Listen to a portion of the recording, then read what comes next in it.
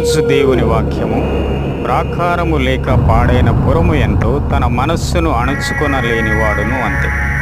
అనగా ఒక పురమునకు లేకపోతే ఒక పట్టణమునకు ప్రాకారము అనగా ఒక గోడ లేకపోతే ఆ పట్టణము లేకపోతే ఆ పురము ఎలా పాడైపోతుందో మన మనస్సుకు కూడా మరి ఒక హద్దు, ఒక ఆశకు ఒక హద్దు, ఒక సరిహద్దు లేకపోతే అది కూడా అలాగే పాడైపోతుంది.